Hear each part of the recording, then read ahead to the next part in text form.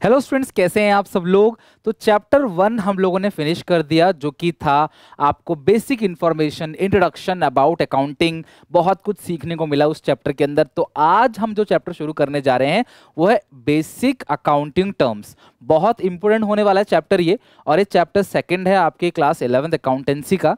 और इसे मैं 3 पार्ट में खत्म करूंगा, जिसमें सबसे ज्यादा इंपॉर्टेंट पार्ट जो है वो पहला पार्ट है। तो इन तीनों पार्टों को देखने के बाद आपको ऐसा लगेगा कि आपको अकाउंट्स के बेसिक टर्म्स का सब कुछ अच्छे से पता है। देन हम उसके आगे कंटिन्यू करेंगे। तो आज हम शुरू करने जा रहे हैं बेसिक अकाउंटिंग टर्म्स, और उसमें हमारे पास सबसे पहला जो वर्ड है हम यहाँ सीख रहे हैं बिजनेस।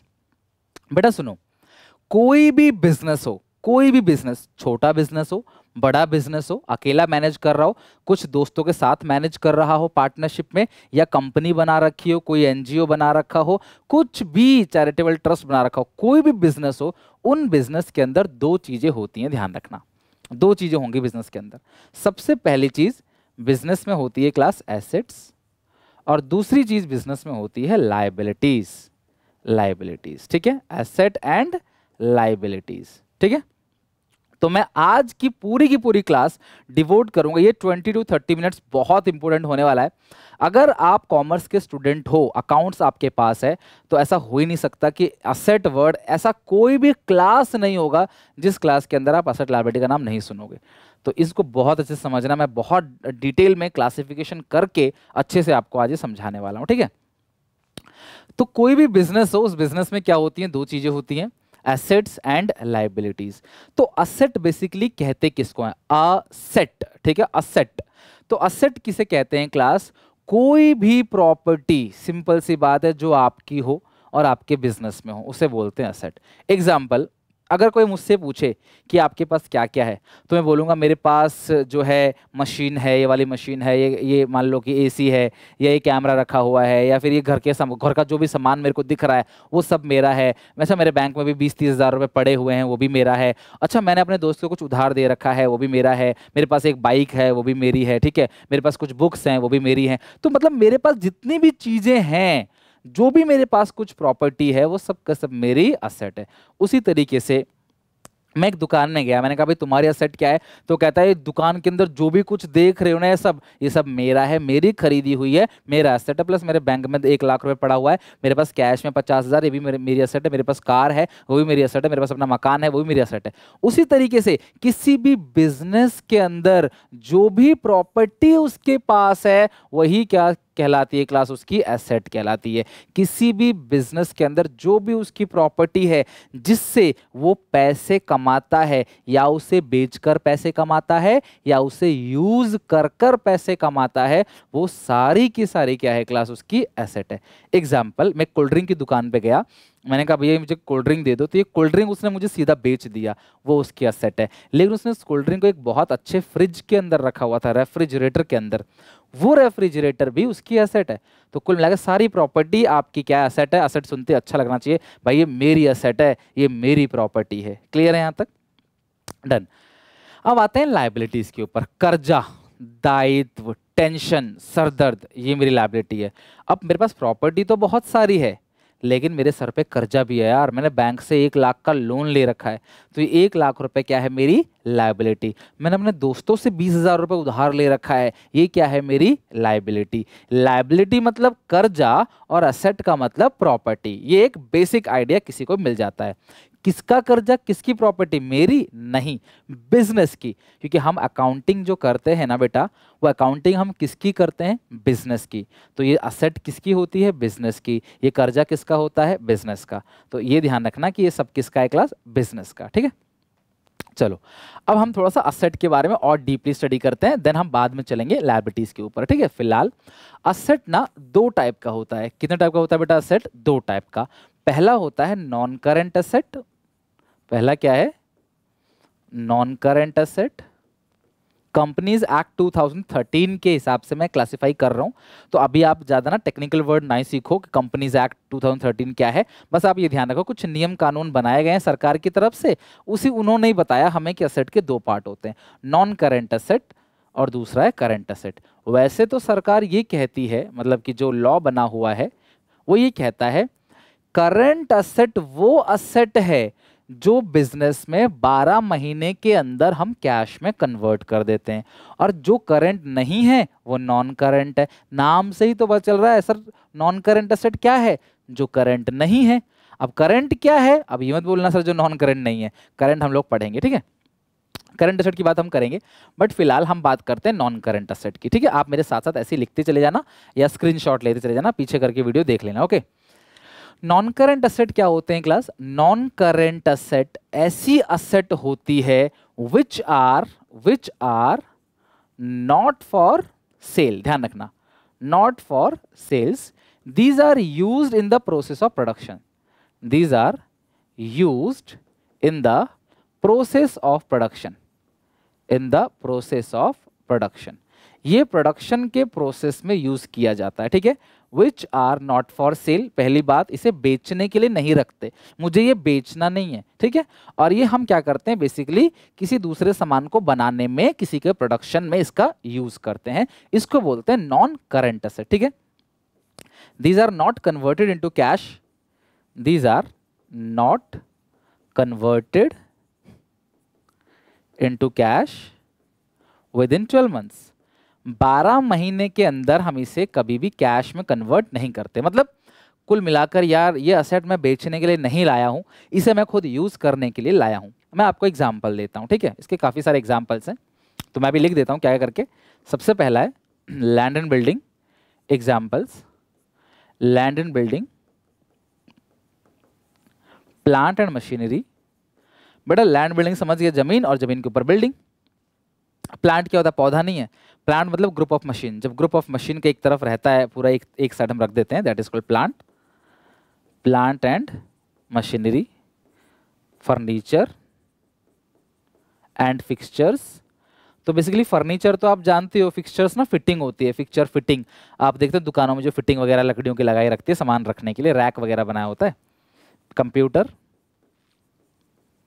एंड प्रिंटर्स,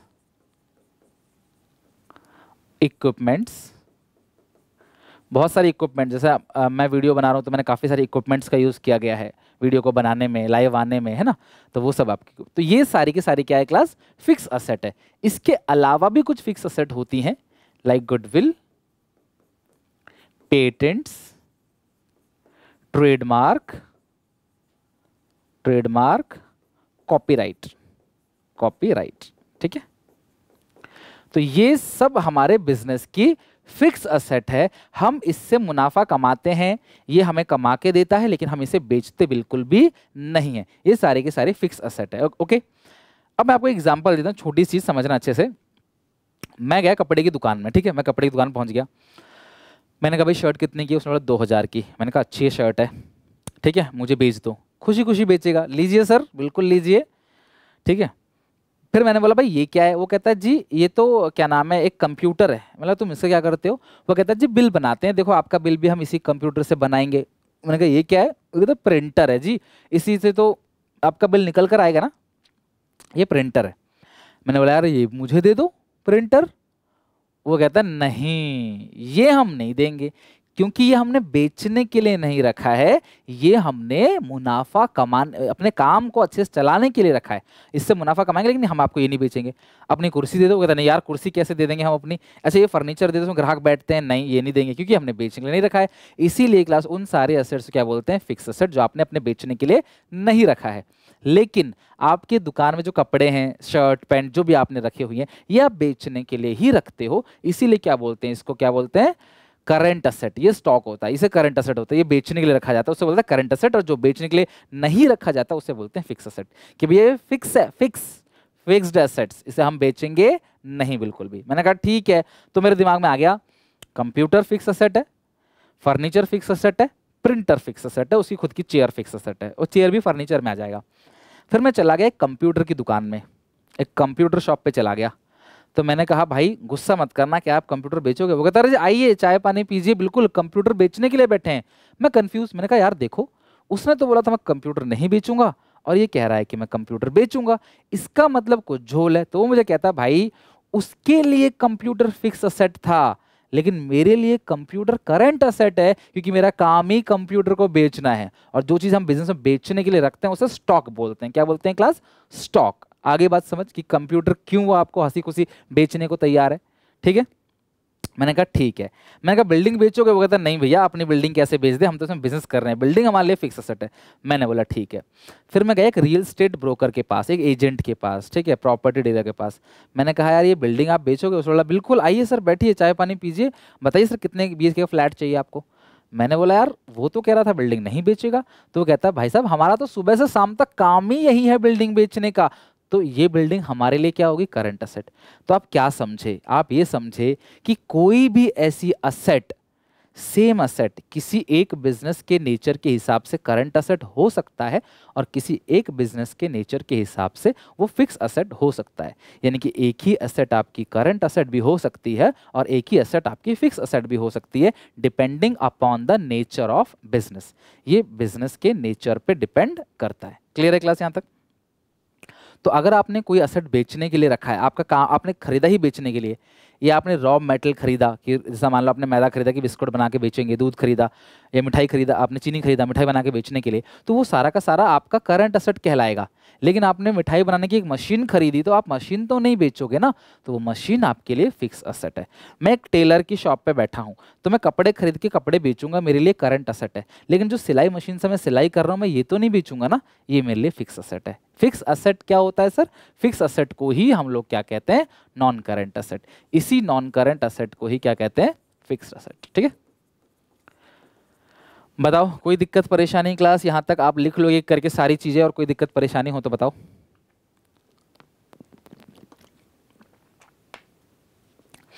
सर आपने बोला कि फिक्स असेट बिजनेस के नेचर पे डिपेंड करता है, non current asset, non current को ही फिक्स बोलते हैं। ठीक है, तो आपने सर इतने सारे नाम क्या सोच के लिख दिए? बेटा आम तौर पे ये फिक्स असेट होते हैं, जनरली आम तौर पे हर बिजनेस में ये फिक्स असेट आम तौर पे कहलाए जाते हैं।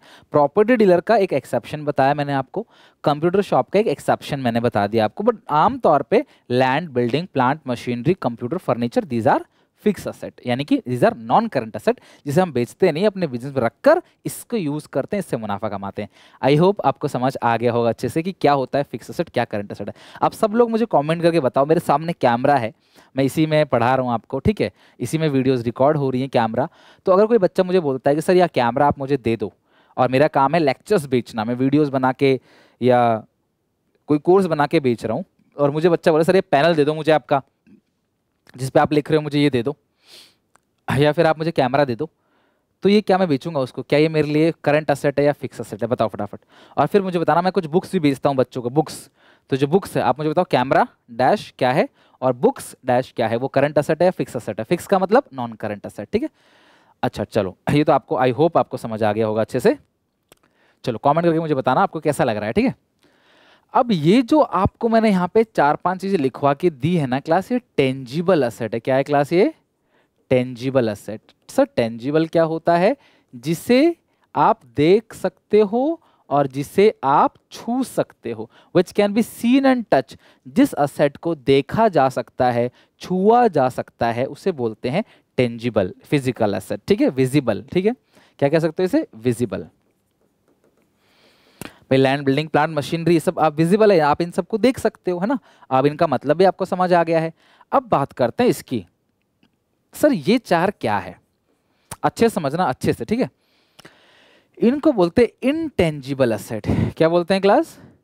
Intangible asset. इसको देखा नहीं जा सकता, छुआ नहीं जा सकता, सिर्फ महसूस किया जा सकता है। इनविजिबल, इनविजिबल मतलब कांट टच एंड सीन, देखा नहीं जा सकता, छुआ नहीं जा सकता, तो वो इंटेंजिबल असेट। क्या क्या होता है इंटेंजिबल असेट? ध्यान समझना, इंटेंजिबल असेट किसको बोलते हैं?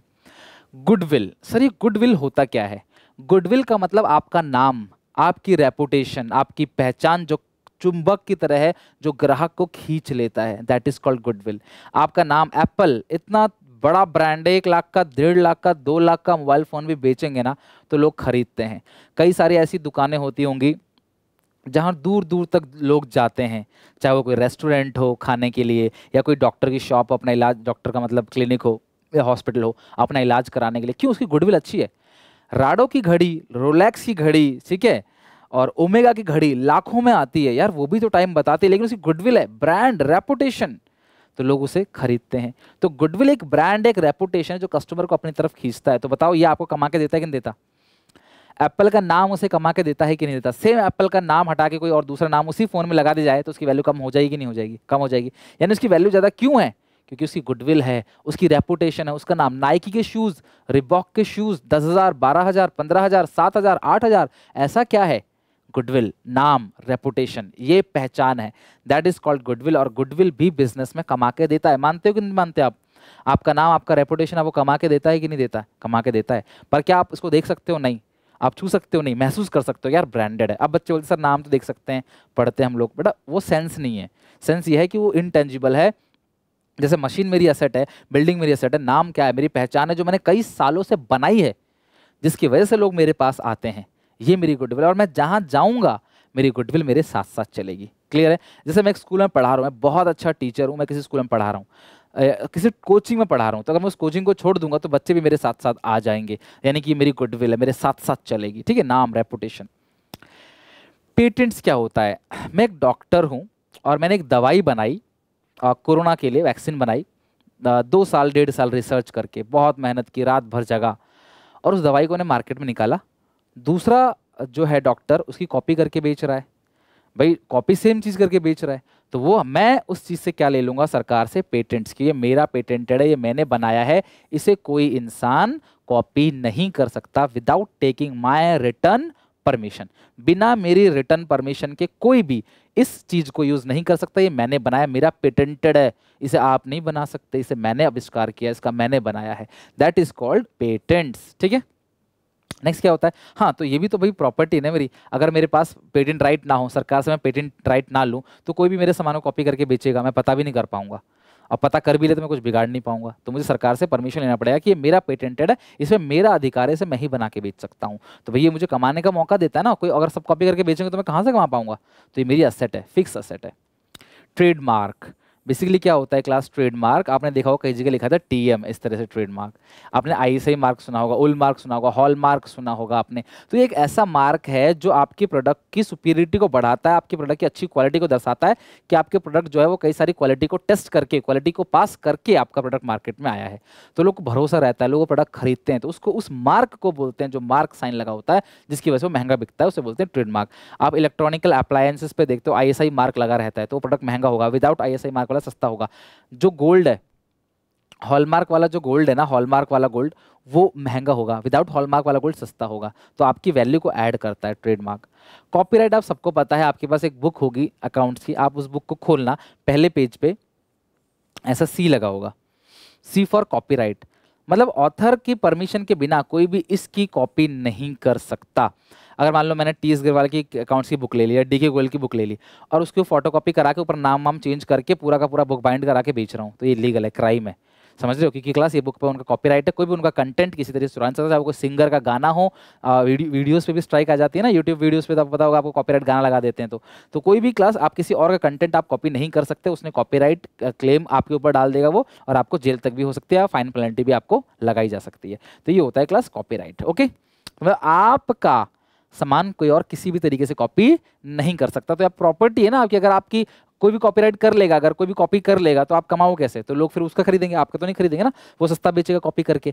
तो इसलिए हमारे पास राइट है कि हम कोई और कॉपी नहीं कर सकता, तो ये हमारी प्रॉपर्टी है। कई बार ना किसी किसी बिजनेस के नाम की कीमत करोड़ों होती है, बिजनेस के सामान की कीमत कुछ नहीं है, लेकिन उसके नाम की, उसके रेपुटेशन की कीमत बहुत है। बहुत सारे छोटी छोटी दुकानें हैं पूरे ऑल ओवर वर्ल्ड के अंदर जो करोड़ों का बिजनेस करते हैं। छोटी छोटी दुकान, कोई छोटा छोले भटूरे वाला है, या कोई क्लास बिरयानी बनाने वाला है, या कोई समोसे बनाने वाला है, चाट बनाने वाला है, कोई पराठे वाला है, करोड़ों का बिजनेस करते हैं। उनके नाम रेपुटेशन की वजह से दुकान में बिजनेस में कितना वैल्यू होगा? कुछ नहीं, लेकिन नाम, रेपुटेशन, समझ रहे हो बात को? ये उसकी तरफ खींच लाता है। जैसे बाबा का ढाबा, आपने सुना ही होगा, सोशल मीडिया पे हर जगह वायरल हुआ था।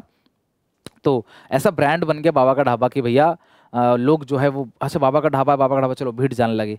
हालांकि बाद में जो हुआ आपको पता ही है उसका। तो बेसिकली ये सारा का सारा जो है आपका असेट है। असेट के अंदर भी हमने ये सारा का सारा पढ़ा, फिक्स एसेट यानी कि नॉन करंट असेट। अब आते हैं बेटा करंट असेट के ऊपर। ओके, करंट असेट वो असेट है जो आम तौर पे 12 महीने के अंदर कैश में कन्वर्ट कर लिया जाता है, which are converted into cash converted into cash within 12 months, within 12 months. ये वो असेट है जो 12 महीने के अंदर आप किस में कन्वर्ट कर देते हो, कैश में। उसको हम लोग क्या बोलते हैं, current asset. Current asset are those assets which are converted into cash within 12 months, जिसको बेसिकली पर्पस ही हमारा इसको बेचने का है, इसे बेच के पैसा कमाएंगे, हमारा यही पर्पस है, और हम 12 महीने के अंदर उसे कैश में कन्वर्ट कर देते हैं। बेटा मैं एक एक करके सारे के सारे करंट असेट के नाम लिखवा रहा हूँ। As a 11th class student आपको इन सब के नाम अच्छे से पता होना चाहिए विद मीनिंग, क्योंकि आप कहीं भी आगे जाते हो ये वर्ड आपके सामने आता है तो आपको तकलीफ नहीं होनी चाहिए। सबसे पहला है डेटर्स, बी साइलेंट है, डेटर्स। ट्रेड रिसीवेबल, सॉरी एक सेकेंड, बिल्स रिसीवेबल। इनका मतलब अच्छे से समझाऊंगा आपको मैं, ठीक है। इन दोनों को मिलाकर बोला जाता है trade receivable. Cash, bank, stock, short term loan to someone, short term loan, advance, किसी को लोन देना मतलब होता है एडवांस्ड, आपने लोन दिया, ठीक है। Accrued income, accrued income, prepaid expense. लिख लो या स्क्रीनशॉट ले लो फटाफट, ये सारे के सारे आपके करंट असेट है, ठीक है। All are current asset.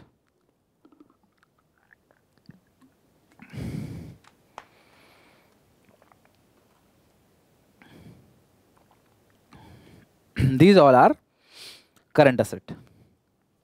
मतलब ये 12 महीने के अंदर कैश में कन्वर्ट हो जाते हैं, इसको हम लोग बोलते हैं करंट असेट। अब एक एक करके सबकी मीनिंग समझा रहा हूं तो ध्यान समझना और याद कर लेना इसको अच्छे से, ठीक है। अपनी भाषा में लिख भी लेना अच्छे से कॉपी में। 12 महीने के अंदर अगर आप कैश में कन्वर्ट कर देते हो तो आपका करंट असेट है, ठीक है। सबसे पहला है डेटर्स। आप जिनको उधार सामान बेचते हो, ठीक है, आप जिनको उधार सामान बेचते हो, आमतौर पे 2 महीना, 3 महीना, 1 महीना, 6 महीना, है ना, तो वो लोग आपके लिए क्या कहलाते हैं, क्लास डेटर्स, क्योंकि उनसे विद इन 3 मंथ्स के अंदर आमतौर पे पैसा आ जाता है, तो 12 महीने के अंदर तो आ ही जाता है, तो उसको बोलते हैं डेटर्स। क्या बोलते हैं क्लास, डेटर्स। डेटर वो लोग हैं जिनको हमने उधार सामान बेचा है, यानी कि नियर फ्यूचर उनसे हमें पैसा मिलने वाला है। एग्जाम्पल, मुझे जिन जिन लोगों से पैसा मिलने वाला है मैं उनको देखूंगा तो मुझे खुशी होगी कि यार ठीक है, इससे मुझे पैसे मिलने वाले हैं, मेरी असेट है, ये मेरी प्रॉपर्टी है, मेरी जेब में कुछ नहीं है पर मेरा इस पे इसके ऊपर 1 लाख है, ये मुझे 1 लाख रुपए देगा, या मुझे इससे 1 लाख रुपए लेना है, इससे 5 लाख रुपए लेना है, ये सब मेरी असेट है, मेरी प्रॉपर्टी है। तो डेटर्स हमारी प्रॉपर्टी, और उसके लिए मैं कौन बन जाऊंगा, क्रेडिटर्स, क्योंकि उसने मुझे लौटाना है, तो उसके लिए वो मुझे देखेगा दुख, उसे दुख होगा यार शेट इसे पैसे देने हैं मुझे, है ना, पर मैं उसे देखूंगा मुझे अच्छा लगेगा, तो क्योंकि मेरी प्रॉपर्टी, असेट हमें अच्छा फील कराती है, हमारी प्रॉपर्टी है, लग्जरी है ना, असेट है हमारी प्रॉपर्टी, सब चीज़ हमारी प्रॉपर्टी है, उससे मुझे उतना लेना है, उससे मुझे उतना लेना है, ये मेरी असेट है, और मुझे उसको उतना देना है, मुझे उसको उतना देना है, मुझे उसको उतना देना है, ये मेरी लायबिलिटी है। समझ रहे हो बात को। तो डेटर्स वो लोग होते हैं जिनसे हमें पैसा उधार लेना है, मतलब पैसा जिनको सामान उधार बेचा, जिनसे हमें पैसा लेना है, उधार नहीं लेना, जिनसे हमें पैसा लेना है, जिनको हमने उधार सामान बेचा है और वो हमें पैसे देने वाले हैं। अच्छा मान लो मैंने किसी को उधार बेचा और मैंने कहा भाई देखो मुझे तुम पे भरोसा नहीं है, भरोसा नहीं है, तुम बिल पे साइन करके दो, एक कागज पे साइन करके दो, और प्रॉमिस करो कि तुम दोगे, हस्ताक्षर करो, सिग्नेचर करो और साइन करके दो मुझे। तो वो साइन करके मुझे दे देता है, तो मैं क्या बोलूँगा उसको, बिल्स रिसीवेबल, यानी कि उससे इस बिल से मुझे पैसा रिसीव होने वाला है, रिसीवेबल। और अगर मैं पे करने वाला हूं तो पेबल, तो जो पे करेगा उसके लिए लायबिलिटी और जो रिसीव करेगा उसके लिए एसेट, और इन दोनों को मिलाकर क्या बोला जाता है, ट्रेड रिसीवेबल। तो ट्रेड रिसीवेबल हमारे लिए करंट एसेट होता है। इसके 2 पार्ट होते हैं, डेटर और बीपी। डेटर्स जिनसे आपको पैसा मिलने वाला है, और बिल्स रिसीवेबल मतलब आपने उसे बिल पे साइन करा लिया कि हाँ आप उससे पैसा लोगे, that is called bill receivable. Okay, cash तो जानती हो क्लास, कैश तो ऑलरेडी असेट है क्योंकि वो चेंज होता रहता है, आपने दिया लिया, रोकड़ा जो पड़ा हुआ आपके पास। आपका जो बैंक बैलेंस है वो भी असेट है, हालांकि इसे बैंक बैलेंस कोई बेचने की चीज़ नहीं है, जो बैंक का बैलेंस है इसे यहाँ इसलिए रखा है क्योंकि इसे हम फिक्स असेट में तो रख नहीं सकते, फिक्स थोड़ी रहता है। बैंक बैलेंस क्या है, चेंज होता रहता है, आज 1000 है, कल 10,000 है, परसों 1 लाख है, फिर 90,000, 50,000, 40,000 ऐसा हो जाता है। स्टॉक ये तो आपने बेचने के लिए रखा हुआ है, दुकान में जो माल आपने रखा हुआ है वो बेचने के लिए रखा हुआ है, बेसिकली वो क्या होता है आपका करंट असेट। अच्छा, आपने अगर किसी को लोन दिया है शॉर्ट टर्म मतलब 12 महीने के लिए, आपने 12 महीने के लिए किसी को उधार दिया है बेसिकली, तो वो क्या बन जाता है आपका करंट असेट बन जाता है। विद इन 12 मंथ्स आपको पैसा वापस मिल जाएगा। अक्रूड इनकम क्या होता है, ठीक है, अर्न बट नॉट रिसीव, आपने कमा लिया पैसा लेकिन मिला नहीं है। आपने पैसा कमा लिया है, सर कैसे? अरे बेटा, मेरे कहने का मतलब क्या है कि मैंने पैसा कमा लिया है कि हाँ ये मेरी प्रॉपर्टी है, लेकिन मुझे पैसा अभी मेरे हाथ में नहीं आया। मैंने पैसा कमा तो लिया है लेकिन मुझे वो मिला नहीं है। मान लो कहीं मैंने लेक्चर दे दिया और मेरा पेमेंट आना बाकी है, तो उसको बोलते हैं अक्रूड इनकम। अक्रूड मतलब अर्न कर लिया लेकिन वो पैसा नहीं मिला मुझे, मैं हकदार हूं उस पैसों का, आज नहीं तो कल आ ही जाएगी मेरी सैलरी। यार मैंने 1 तारीख तक कंपनी में काम किया, वो सैलरी मेरी आ ही जाएगी आज नहीं तो कल, है ना। That is called accrued income. अगले साल के लिए खर्चा मैंने इसी साल कर दिया तो उसको बोलते हैं प्रीपेड एक्सपेंस। और प्रीपेड एक्सपेंस हमारे लिए क्या होता है क्लास? एसेट होता है। क्या होता है क्लास? एसेट। जो प्रीपेड एक्सपेंस है वो हमारे लिए क्या होता है? एसेट होता है। प्रीपेड, प्री मतलब पहले, पेड मतलब आपने पैसा दे दिया, that is called prepaid expense, और ये हमारे लिए क्या होता है? एसेट। प्रीपेड, हमने अगले साल के लिए आज ही खर्चा पे कर दिया। एग्जाम्पल, मेरा मोबाइल का जो सिम है ना वो प्रीपेड है, ठीक है, तो मैं क्या करता हूँ, पहले पैसे देता हूँ, फिर मेरे में बैलेंस आता है, और ये जो मेरे, मान लो कि मेरे मोबाइल में 1000 रुपये का बैलेंस है, तो ये मेरी प्रॉपर्टी है, इस 1000 रुपये को मैं यूज़ कर सकता हूँ, ये मेरी प्रॉपर्टी में खर्च कर सकता हूँ, तो ये करंट असेट है। यानी कि प्रीपेड एक्सपेंस हमारे लिए करंट असेट होता है। हमने अगले साल का मालिक को रेंट भर दिया, अगले अगले अगले महीने की सैलरी एम्प्लॉय को दे दी, या एडवांस आपने कोई भी पेमेंट कर दिया है, that is called prepaid expense, और ये हमारे लिए करंट असेट है क्योंकि हम विद इन 1 ईयर उसका क्लास सेटलमेंट हो जाता है। तो बेसिकली अगर कोई आपसे बोलता है कि करंट असेट के नाम बताओ, तो आप ये सारे के सारे करंट असेट के नाम अच्छे से लर्न कर लेना। ये सब के सब करंट असेट होता है जो 12 महीने के अंदर कैश में कन्वर्ट हो जाते हैं, जिसका मेन पर्पज है बिजनेस में सेल करना, ना कि इसको बिजनेस में रख के यूज करना। ओके, आई होप आपको असेट की क्लासिफिकेशन में नॉन करंट असेट समझ आ गया, उसमें टेंजिबल समझ आ गया, करंट असेट समझ आ गया। करंट असेट के अंदर मैंने सारे नाम आपको बता दिए। अब आते हैं दूसरे कॉन्सेप्ट पे, लायबिलिटीज पे। तो यहाँ पे मैं फिर से हेडिंग बना लेता हूँ, लायबिलिटीज।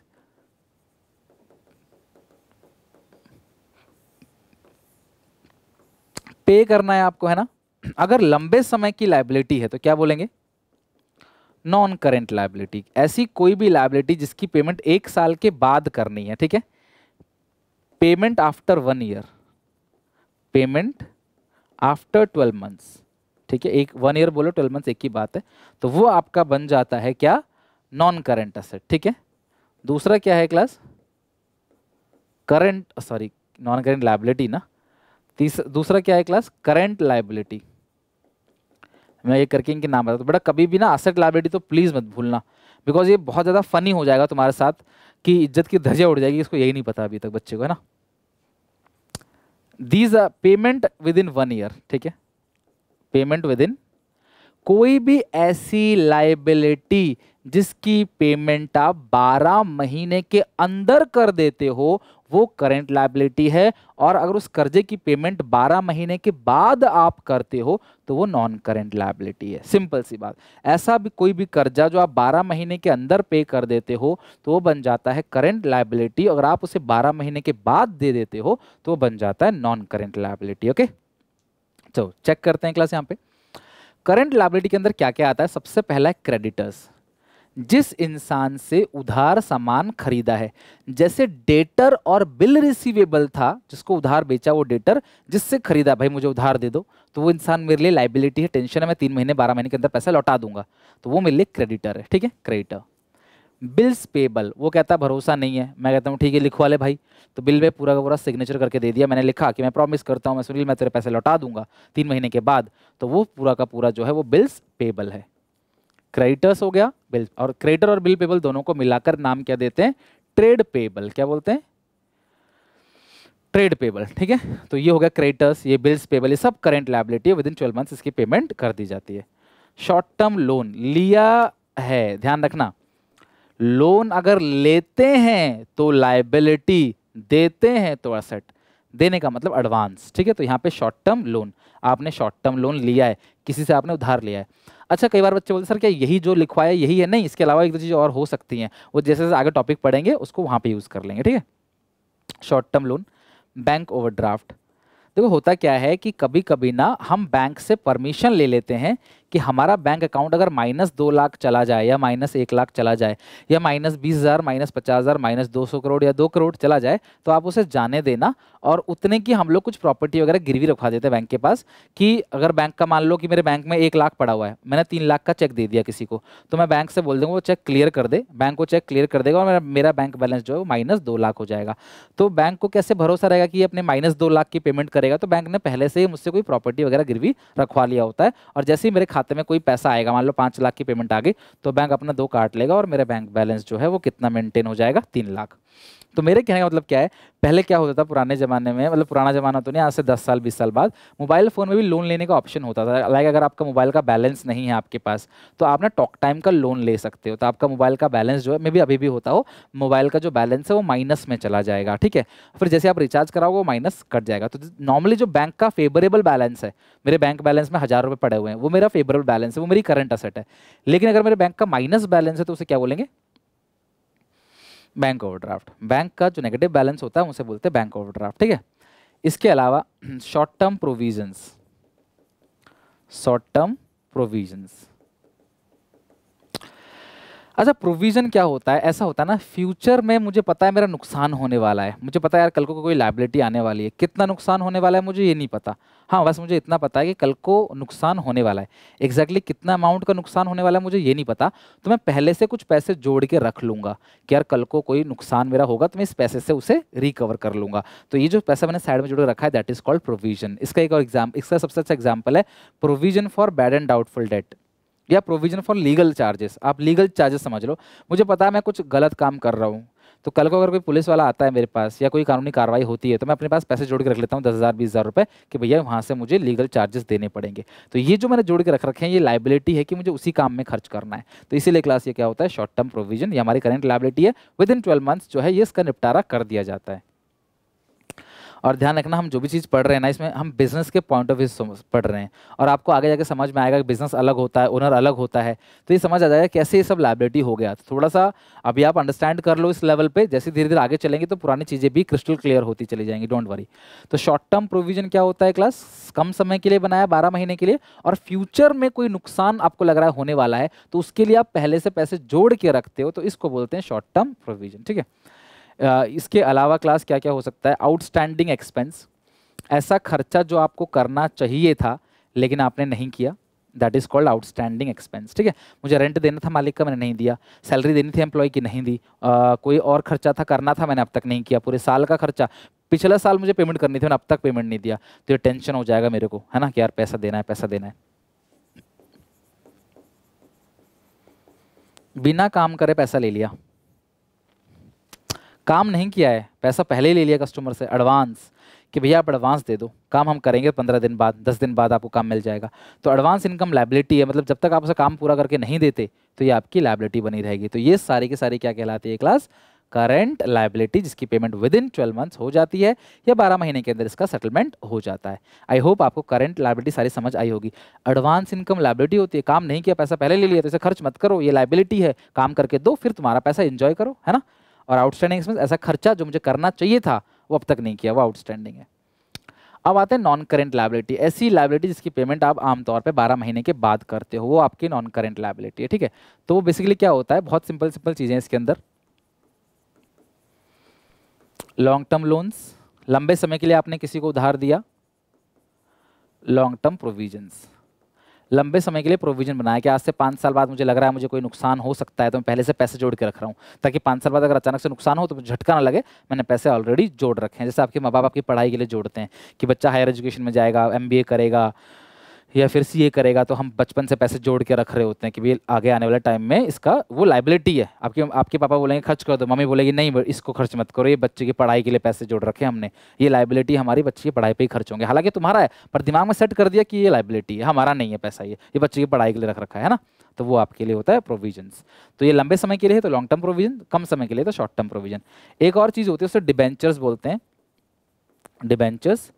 और एक और चीज़ से पब्लिक डिपॉजिट, हम कभी कभार ना पब्लिक से भी पैसा ले लेते हैं, पब्लिक डिपॉजिट्स, कुछ सर्टिफिकेट वगैरह देकर पब्लिक को कागज वगैरह देके, डॉक्यूमेंट देके, एक्नॉलेजमेंट देके पब्लिक से पैसा जमा कर लेते हैं लंबे समय के लिए, तो वो पब्लिक डिपॉजिट हो गया। पब्लिक ने हमें जमा दिया है, पैसा दिया है, तो हमारी लायबिलिटी है। जैसे मैं बैंक में पैसा जमा कराता हूँ तो मेरे लिए असेट है वो, लेकिन बैंक ने पैसा लिया है तो बैंक के लिए लायबिलिटी है। तो हमने पब्लिक से पैसा लिया है तो वो लायबिलिटी है। अच्छा, डिबेंचर क्या होता है ना, is simple type of long term loan. 12th में आपका चैप्टर होगा एक डिबेंचर, ठीक है। तो अभी ज़्यादा डीपली मैं समझा नहीं पाऊंगा, आपको शायद समझ भी ना आए, बस इतना बताऊंगा कि डिबेंचर एक लॉन्ग टर्म लोन होता है। हम पब्लिक से पैसा ले लेते हैं, इसके आगे परसेंटेज इसलिए लगा रहता है कि ये परसेंटेज होता है fix, interest, rate of interest. Like अगर मैं बोलूं कि 9% डिबेंचर, इसका मतलब मैंने पब्लिक को डिबेंचर दिया है और उन्हें हर साल मैं कितना ब्याज दूंगा, 9%। चाहे मैं कमाऊं ना कमाऊं, मेरा बिजनेस रहे ना रहे, घाटा हो चाहे फायदा हो, मैं पब्लिक को 9% का ब्याज भरता रहूंगा जब तक उनका पैसा नहीं लौटा पाता। तो ये एक लॉन्ग टर्म लोन की तरह है, बस ये कॉमन पब्लिक से लिया जाता है, आम जनता से लिया जाता है। और लोन तो आप जानते हो बैंक से लिया जाता है, किसी खास लोगों से लिया जाता है जिनको आप जानते हो। ये जो डिबेंचर है आम जनता से लिया जाता है, जो भी जनरल पब्लिक है उनसे पैसा उधार लिया जाता है। जो जितना पैसा देगा उसको हिसाब से 9% का ब्याज भरते चले जाएंगे और 4 साल 5 साल बाद उनको उनका पैसा लौटा देंगे। जैसे कि हमने अग्रीमेंट में बात कही है कि हम 3 साल में लौटाएंगे या 5 साल में, जो भी साइन करके हमने अग्रीमेंट पे तय हुआ है, जो भी शर्त, उस शर्त के हिसाब से पैसा उनको लौटा देंगे। इसको बोलते हैं लॉन्ग टर्म लायबिलिटी या non current liability. Okay, I hope कि आप सबको अच्छे से ये टॉपिक पूरा समझ आ गया होगा। ठीक है, तो इतना पढ़ के आना, नेक्स्ट क्लास में और टॉपिक्स पढ़ेंगे, और भी इंपॉर्टेंट पॉइंट्स है, टर्म्स है, उनको देखेंगे, और विद इन 3 क्लास, मतलब अगले 2 क्लास के अंदर ये चैप्टर पूरी तरह से फिनिश हो जाएगा। वीडियो को लाइक कर देना, चैनल को सब्सक्राइब करके बेल आइकन दबा देना, अपने सारे दोस्तों को वीडियो शेयर कर देना। Take care, bye bye. Class 11th का चैनल है और यहाँ पे डेली आपके लिए वीडियोस आती हैं, ठीक है, अकाउंट्स और इको की। Take care, bye bye.